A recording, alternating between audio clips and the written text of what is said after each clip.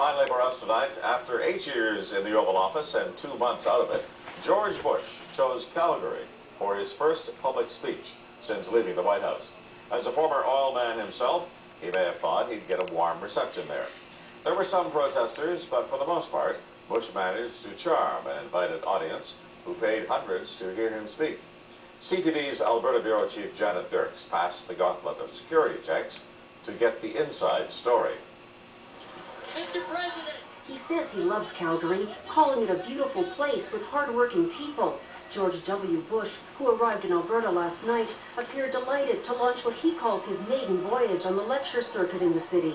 Apparently enough Calgarians love Bush back. 1,500 people paid $400 each for lunch and a chance to hear Bush talk in person.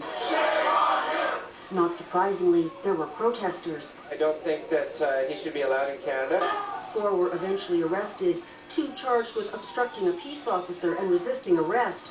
But compare that to Bush's first official visit to Canada in 2004. That was in Ottawa. Bush clearly picked Calgary for a reason. He sees Calgary as a safe place. You know, it's very conservative. It has, of course, the oil and gas industry, and he was very friendly to the industry. Members of the media were not invited, but we bought a ticket. Once inside, security was tight. Everyone was patted down and scanned with metal detectors. No cameras were allowed. George Bush spoke for more than 40 minutes, covering topics such as Barney, his Scottish Terrier, his wife Laura, and his parents. And he spoke about the new President of the United States, saying he wants Barack Obama to succeed. I'm not going to spend my time criticizing him, Bush said. He deserves my silence. Bush said he wants to write a book so people will really understand what those 8 years in the Oval Office were like. The audience ate it up, along with the baked chicken dinner. No Alberta beef in sight. A little more casual today. I mean, he's serious and passionate about all the issues. He was exceptionally candid. He was very frank.